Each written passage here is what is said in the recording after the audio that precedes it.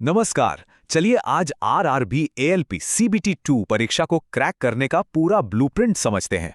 एक एक करके हर पहलू पर बात करेंगे ताकि तैयारी एकदम पक्की हो। आरआरबी एएलपी की तैयारी में मैथ्स का सेक्शन अक्सर डराता है ना?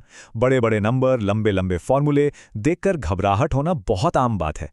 कई लोग ऐसा महसूस करते हैं, तो इसमें चिंता वाली कोई बात नहीं है। लेकिन मजे की बात पता है क्या है? इसका असली राज ये है कि ये सारा गणित 10वीं क्लास के लेवल का है। जी हाँ, पूरे नंबर लाने के लिए कोई जीनियस होने की जरूरत बिल्कुल नहीं है, बस एक सही अप्रोच चाहिए। तो देखते हैं कि आज हम किन किन बातों पर गौर करने वाले हैं।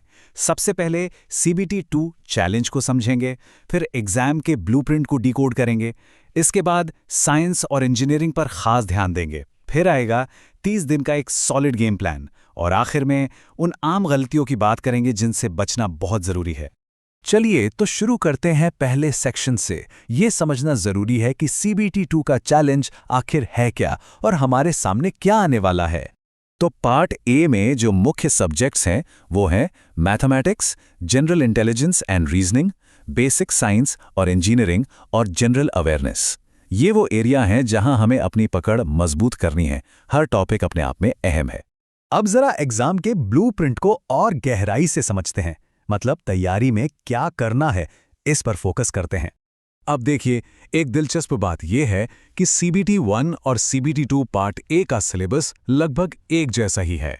सब्जेक्ट्स वही हैं, मैथ्स, रीजनिंग, साइंस। लेकिन यहां फर्क आता है सवालों के लेवल में और कंपटीशन में। दांव ऊंचे हैं तो तैयारी भी ज्यादा मजबूत होनी चाहिए। तो अब आते हैं उस सेक्शन पर जो गेम चेंजर साबित हो सकता है, बेसिक साइंस और इंजीनियरिंग। चलिए इसके कोर कॉन्सेप्ट्स को करीब से देखते हैं। इस सब्जेक्ट को समझने की शुरुआत बिल्कुल बेसिक से करते हैं। एक सिंपल मशीन क्या होती है? सीधी सी भाषा में ये एक ऐसा डिवाइस है जिसमें बहुत कम या कोई मूविंग पार्ट्स नहीं होते, और ये हमारे लगाए हुए फोर्स को बदलकर काम को आसान बना देता है। और ये सिंपल मशीनें मुख्य रूप से 6 तरह की होती हैं: लीवर्स, स्क्रू जैक, व्हील और एक्सल, पुली, इंक्लाइंड प्लेन और वेज।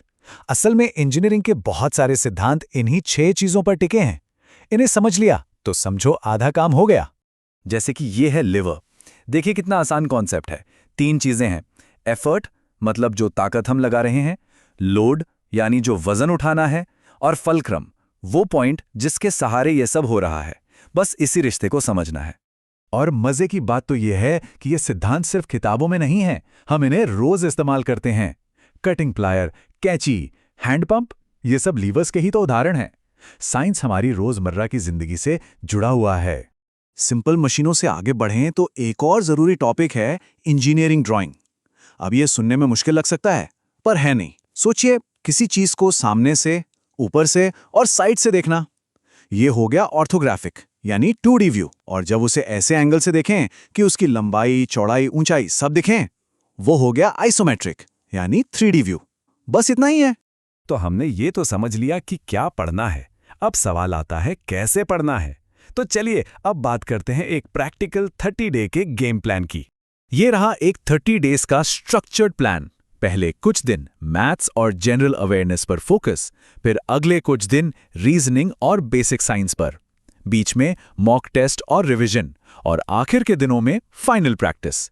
ये एक गाइडलाइन है, इसे अपने हिसाब से थोड़ा बहुत बदल भी सकते हैं। तो तैयारी की सही स्ट्रैटेजी क्या होनी चाहिए? 4 सिंपल स्टेप्स हैं। पहला, बेसिक्स पर काम करें, शॉर्ट ट्रिक्स पर बाद में जाएं। दूसरा, कैलकुलेशन स्पीड बढ़ाएं, पहाड़े, स्क्वायर्स, क्यूब्स याद करें। तीसरा, फ्रैक्शन वैल्यूज को समझें, ये बड़े सवाल सेकंडों में हल कर देती हैं। और चौथा, टॉपिक खत्म करते ही उसका टेस्ट दें। याद रखें, शॉर्टकट्स तभी काम आते हैं जब बेसिक्स मजबूत हों। और आखिर में बात करते हैं उन आम गलतियों की जो अक्सर अच्छी भली तैयारी को खराब कर देती हैं। इन्हें जानना और इनसे बचना बेहद जरूरी है। देखिए, टाइम मैनेजमेंट की कमी, गलत स्टडी मटेरियल पर भरोसा करना, पिछले साल के पेपर्स को नज़रअंदाज करना, सिर्फ रट्टा मारना और नेगेटिव मार्किंग की तैयारी ना करना, ये कुछ बड़ी गलतियां हैं। इनसे बचने का तरीका सीधा है। हर सब्जेक्ट को बराबर टाइम दें, भरोसेमंद किताबों से पढ़ें, पुराने पेपर्स जरूर सॉल्व करें और कॉन्सेप्ट को समझें। एक बात हमेशा याद रखनी चाहिए, इस एग्जाम को क्लियर करने की काबिलियत सब में है। ये जीनियस होने का खेल नहीं है, ये है लगातार और स्मार्ट तरीके से प्रैक्टिस करने का खेल। बस आज से ही अपनी तैयारी शुरू कर दीजिए। तो सवाल अब ये है कि तैयारी तो आज से ही शुरू हो रही है, तो सबसे पहले अपने किस कमजोर एरिया पर काम करना है? इस सवाल का जवाब खुद को दीजिए और बस लग जाइए।